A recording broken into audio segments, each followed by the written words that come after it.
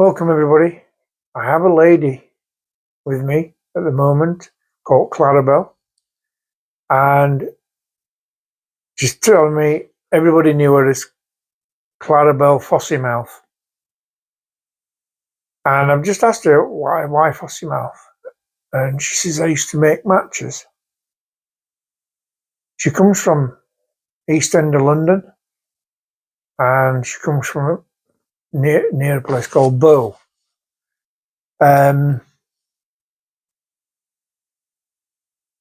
She's a very plain speaking lady, and yeah. All right, okay. Yes. She's saying that she's around 32, and she made matches from being a young girl. She said, I didn't start, she says, putting the tips on, she says, at first, but she says, I moved up. And, right, okay.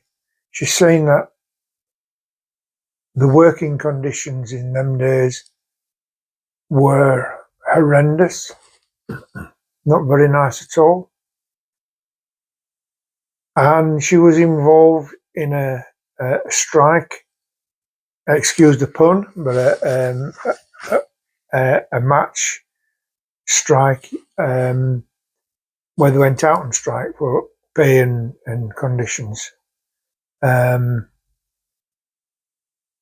She's when she contracted Phossy Mouth, she says I lost all my teeth. She says, and my jaw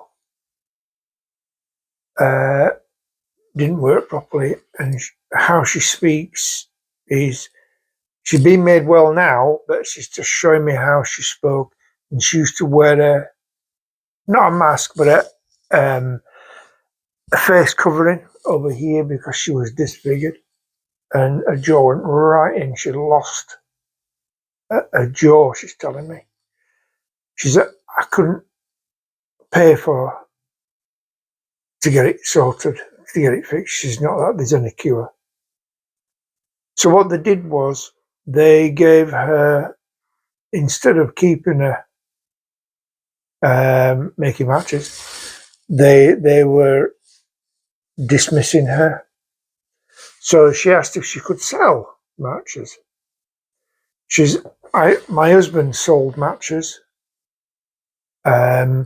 He lost an arm in the war. She's not specifying which war, but she lost. Right, okay.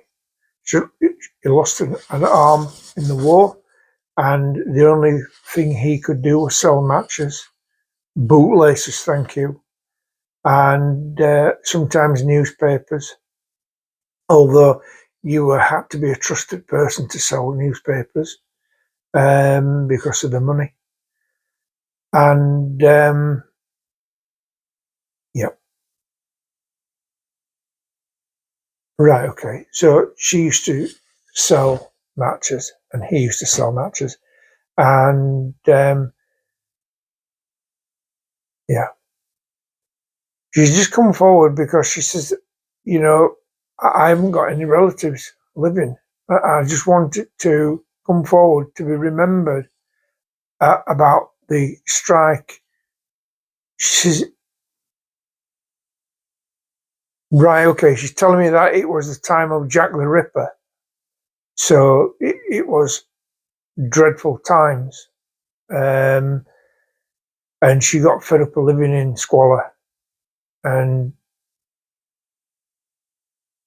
thank you, her words, squalor and stench. She says, I got fed up with it. She says, and I was glad when I went. She says, and Phossy Mouth, she says, killed me. These are her words. She says, but I just wanted everybody to know that conditions today are better than what they were.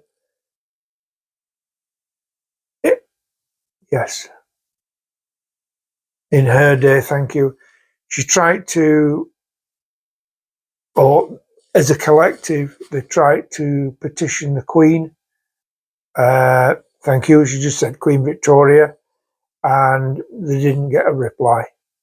So she says nobody helped us.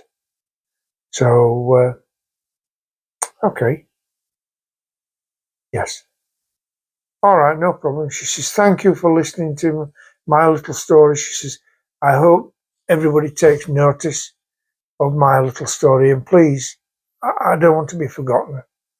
I want to be heard once more. And that you have, my dear. Okay.